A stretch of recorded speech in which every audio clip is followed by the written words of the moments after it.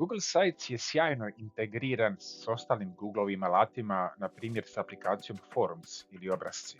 Međutim, forma kreirana u aplikaciji Forms ne izgleda profesionalno. Želite li saznati kako se kreira forma koja izgleda profesionalno, na primjer ovako? Krenimo. Prvo kreirajmo jedan dokument u Google Sheetsu, odnosno tablicama. U radnom listu ubacimo zaglavlje. Potom otiđemo na Extensions i odaberemo AppScript. Promijenimo naziv projekta, nazovimo ga Kontakt forma.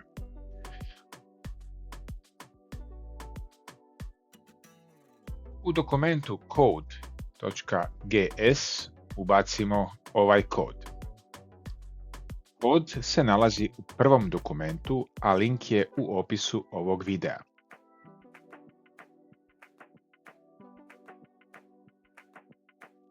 Sad promijenimo e-mail adresu na koju želimo da nam se pošalje obavijest.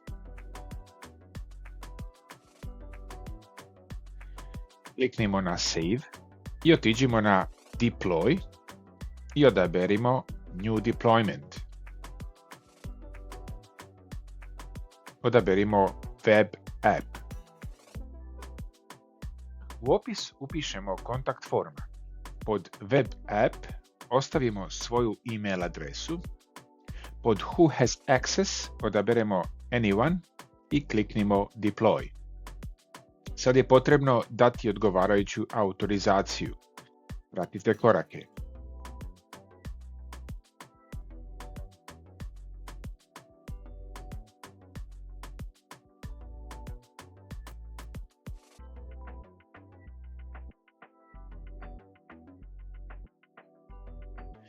I na kraju smo dobili URL za našu web aplikaciju. Ostavimo ovu formu otvorenu. Sad kreirajmo jednu novu web stranicu u Google Sitesu.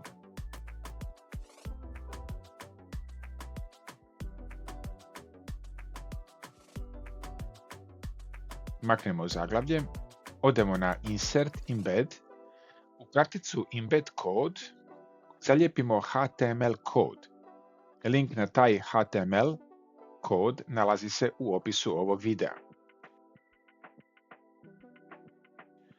Sad je još potrebno promijeniti URL. Otiđimo na AppScript, kopirajmo URL i ubacimo ga na odgovarajuće mjesto u HTML kodu. Ovdje. I na kraju objavimo stranicu.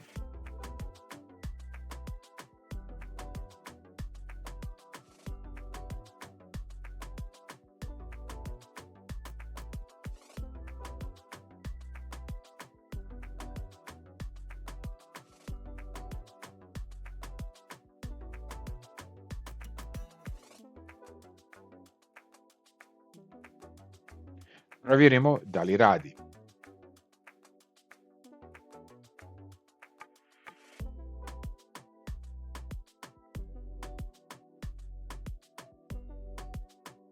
Vidimo da su podaci uspješno poslani. Provjerimo jesu li podaci ubačeni u tablicu. Vidimo da jesu. Je li stigla e-mail notifikacija? Vidimo da je. Želite li još ovakvih videa? Lajkajte, pretplatite se na naš kanal ili nam pišite.